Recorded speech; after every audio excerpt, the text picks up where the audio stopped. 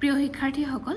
আজি তোমালোকক অসমীয়া বিষয়ত হায়াৰ সেকেন্ডাৰী হোক বা মেট্ৰিকে হোক আমি 100% নম্বৰ পাবৰ কাৰণে কেনেদৰে প্ৰস্তুতি চলাব লাগে আৰু আমি পৰীক্ষা হলত গৈ কি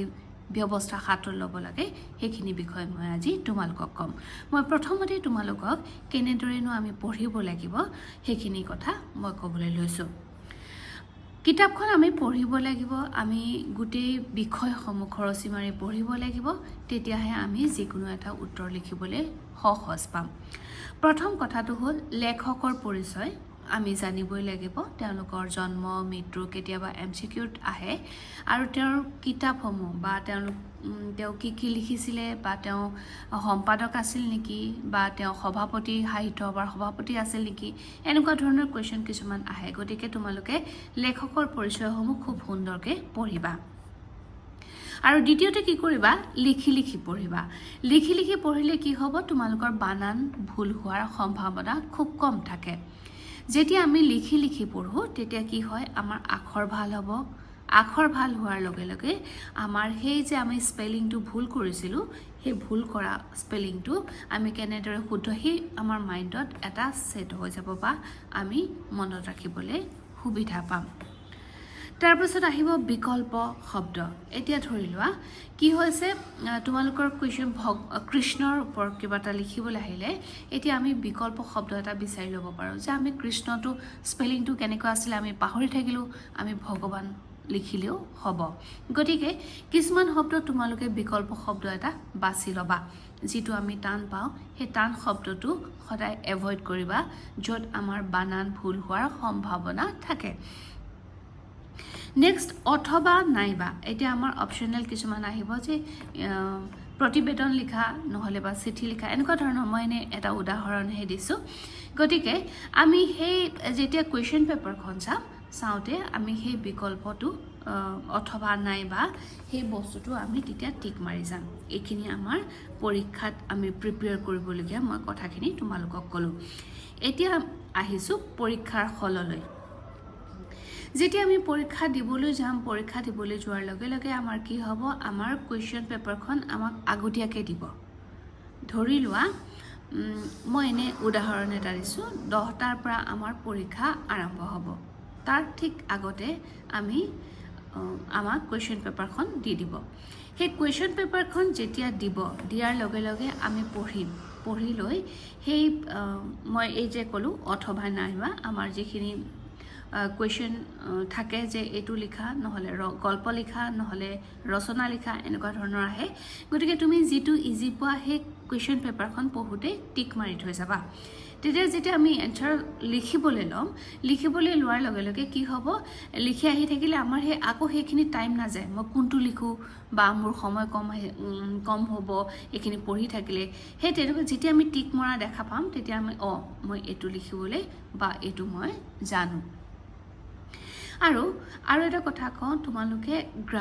গ্ৰামাৰখিনি ভালকৈ চাবা, কাৰণ গ্ৰামাৰ সদায় কমন কুৱেশ্যন আহে। কমন কুৱেশ্যন আহিলে কি হ'ব যে তোমালোকৰ মাইণ্ডত এইটো আহিবই লাগিব যে এইটো এনেকুৱাকৈ আহিব বা আমি এনেকুৱাকৈ প্ৰিপেয়াৰ কৰিব লাগিব বা এইটো মই পঢ়িছিলোঁ। গতিকে সেই কথাটো যেতিয়া গ্ৰামাৰটো কি হ'ব, গ্ৰামাৰত তোমালোকৰ মাৰ্কছ কটাৰ সম্ভাৱনা খুব কম থাকে। গতিকে সেই গ্ৰামাৰৰ ওপৰত বিশেষভাৱে গুৰুত্ব দিবা। আকৌ নেক্সট মই আৰু এটা কথা এইটো সদায় তোমালোকক কৈ আহিছোঁ যে এখন চিঠি লিখোঁতে ধৰি লোৱা আমি এখন পাৰ্চনেল চিঠি এখনে আহিছে বা কিবা এখন চিঠি লিখিবলৈ আহিছে, সেই যে আমি ষ্টেপকেইটা ধৰি লোৱা আমি প্ৰেজেণ্টেশ্যন বা কালি লিখিলোঁ পূজনীয় বা আমি কালি আমাক লিখিবলৈ দিছে, সেইটো আমি খুব সুন্দৰকৈ লিখিলোঁ। ডেটটো লিখিলোঁ, স্থান লিখিলোঁ, তাৰপাছত ইটি সেইটো লিখি আকৌ প্ৰেৰক মাৰফত এনেকুৱা ধৰণৰ মানে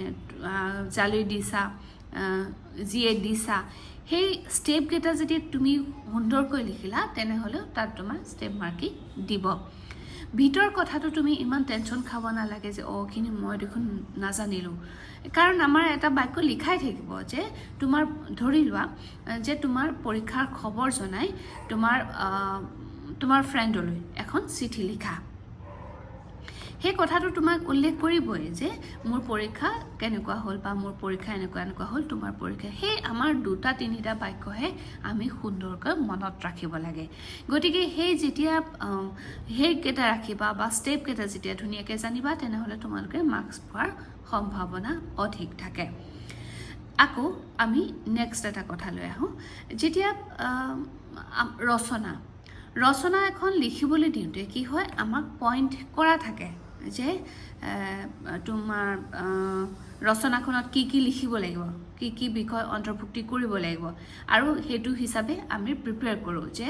আৰম্ভণি লিখিব লাগিব এতিয়া ধৰি লোৱা মই এনে উদাহৰণ এটা দিছোঁ এখন কিতাপৰ কথা লিখিবলৈ দিলে কিতাপখন কি ইয়াৰ লেখক কোন সেইখিনি আমাৰ ধুনীয়াকৈ আমাক পইণ্ট আউট কৰি দিব যে ধৰি লোৱা 5 নম্বৰ যদি আমাক মাৰ্কছ দিয়ে 5 নম্বৰ পইণ্ট এনেকৈ দিয়া থাকিব ৰচনাখনৰ কথা কৈ আছোঁ গতিকে তোমালোকে অতিৰিক্তকৈ লিখি সময় নষ্ট নকৰিবা এইটো কথা সদায় মনত ৰাখিবা যে আমাক যিমানখিনি লিখিবলৈ দিয়ে আমি সিমানখিনি লিখিলেই আমি মাৰ্কছ পাম ধৰি লোৱা ই আমাক 10 নম্বৰৰ কাৰণে আহিছে মই এনে কথা এটা কৈছোঁ 10 নম্বৰৰ কাৰণে আহিছে 10 নম্বৰ বাৰু নাহে গতিকে আমি 10টা পেজ লিখিব লাগিব এইটো কেতিয়াও ভুল নকৰিবা কাৰণ আমাৰ অতিৰিক্ত সময় তাতে গুচি যাব আমাক যিমানকেইটা পইণ্ট লিখে আমি সেই পইণ্টকেইটাৰ লগত সংগতি ৰাখি আমি যেতিয়া ৰচনাখন লিখিম তেতিয়া আমাৰ মাৰ্কছ পোৱাটো নিশ্চিত আৰু মই CBSE কথালৈ কৈছোঁ CBSE তেওঁলোকে গল্প মই আগতেও কৈছোঁ যে যিমান পাৰা তোমালোকে গল্প লিখাত মানে গুৰুত্বটো দিবা কাৰণ আমাক এইটো কথা মই বাৰে বাৰে কওঁ আমাক আউটলাইন দিয়া থাকে আমি আউটলাইনৰ ভিতৰত কিছুমান খুব চমু বাক্যকেইটা লিখিলেই আমাৰ গল্পটো সম্পূৰ্ণ হৈ যায় গতিকে যিমান পাৰা তোমালোকে গল্প এটা লিখিবলৈ চেষ্টা কৰিবা আৰু যদি নোৱাৰা তেনেহ'লে ৰচনাখনো খুব ইজি হয় আৰু যদি তোমালোকে প্ৰেক্টিছ কৰি থাকা আৰু মই যিহেতু কৈছোঁ তোমালোকে লিখি পঢ়িবা গতিকে সেইখিনি আমাৰ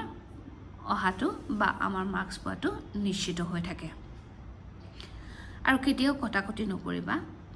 তুমি প্ৰথমতে মাইণ্ডত ছেট কৰি ল'বা যে মই এইটো বাক্যই লিখিম বা এনেকৈ লিখিম কেতিয়াবা এনেকুৱা হয় মোৰ বাক্যটো ভুল হৈছে বা শুনিবলৈ বেয়া লাগিছে বা পঢ়িবলৈ বেয়া লাগিছে মই বেলেগকৈ লিখোঁ তোমালোকে সেই বাক্যটোকে অকণমান বেলেগ কৰি লিখিব পাৰা নেকি সেইটোত গুৰুত্ব দিবা কটাকটি কৰি কপিখন লেতেৰা কৰিলে পৰীক্ষকৰ মনটো এনেই বেয়া লাগে গতিকে যিমান পাৰা খুব সুন্দৰকৈ চাফাকৈ লিখিবলৈ চেষ্টা কৰিবা আৰু যদি কাটাকটি হয় তেতিয়াহ'লেতো উপায় নাই তেনেহ'লে তোমালোকে সেই লাইনটোৰ পৰা বাদ দি নেক্সট অকণমান গেপ দি আকৌ উত্তৰটো লিখিবা কাৰণ যেতিয়া সেই লেতেৰা হৈ থাকিলে পৰীক্ষকৰ চকুত সেইখিনি খুব বেছিকৈ পৰে আৰু এইখিনিতে আৰু এটা কথা কওঁ তোমালোকক যেতিয়া আমি উত্তৰ এটা লিখিবলৈ চাওঁ যেতিয়া আমাৰ কিতাপৰ আমি জানোৱেই যে এইটো এনেকুৱা তোমালোকে খৰধৰ কেতিয়াও নকৰিবা খৰধৰ কৰিলে কি হয় কেতিয়াবা সেই আমি আকাৰ ইকাৰ এনেকুৱাবোৰ থাকি আহে গতিকে সেই কথাটো লক্ষ্য কৰি খুব সুন্দৰকৈ কাৰণ আমাৰ যথেষ্ট সময় দিব আমাক 3 ঘণ্টা সময় দিব তাৰ আগতে আমাৰ কুৱেশ্যন পেপাৰখন দিব গতিকে সেইখিনি পঢ়া শুনা কৰি বা তোমালোকে সেইখিনি চিষ্টেমেটিকেলি এনচাৰটো লিখিবলৈ চেষ্টা কৰিবা গতিকে এই অসমীয়া বিষয়টোত 100% নম্বৰ পোৱাটো খুব সহজ কথা যদি তোমালোকৰ প্ৰেক্টিছ থাকে লিখি পঢ়িবা কিতাপখন খৰচি মাৰি পঢ়িবা কবিতাৰ মূল ভাৱটো পঢ়িবা তেতিয়া আমাৰ ব্যাখ্যা কৰাত সহজ হয় আৰু আমাৰ মেক্সিমাম কমন কুৱেশ্যন আহে এতিয়া ধৰি লোৱা অৰণ্য যাত্ৰা কথাটোৱে কওঁ অৰণ্য যাত্ৰাত এটা কমন কুৱেশ্যন হয় যে পাহি কোন ক্লাছত পঢ়ে পল কোন ক্লাছত পঢ়ে এনেকুৱা ধৰণৰ কুৱেশ্যনবোৰ খুব কমন বা কোনখন ৰাষ্ট্ৰীয় উদ্যানলৈ লৈ গৈছিলে সেই যে কমন কুৱেশ্যনবিলাক তোমালোকে চাবা এতিয়া 2-3 বছৰ কুৱেশ্যন তোমালোকে সেই কুৱেশ্যন বেংক এখন কিনি ল'বা কিনি লৈ সেই আগতে যিবোৰ কুৱেশ্যন আহিছে সেইবোৰ খুব ভালদৰে চাবা তেতিয়া তোমালোকৰ উত্তৰ লিখাত খুব সহজ হ'ব এইটো কথা মই আকৌ কম যে তোমালোকে কুৱেশ্যন বেংক কিনিবা তাৰ পৰা কুৱেশ্যনবোৰ কমন কুৱেশ্যন পঢ়িবা আৰু তোমালোকে বিকল্প শব্দৰে উত্তৰটো লিখিবলৈ চেষ্টা কৰিবা যদি ভাবা এইটো টান শব্দ আজিলৈ মোৰ এই ভিডিঅ'টি ইমানতে সামৰিছোঁ আৰু আশা কৰিছোঁ এই ভিডিঅ'টি তোমালোকক যথেষ্ট পৰিমাণে সহায় কৰিব আৰু নেক্সট ভিডিঅ'টিত মই তোমালোকৰ ইম্পৰ্টেণ্ট ৰচনাসমূহ লৈ আহিম আজিলৈ ইমানতে সামৰিছোঁ ধন্যবাদ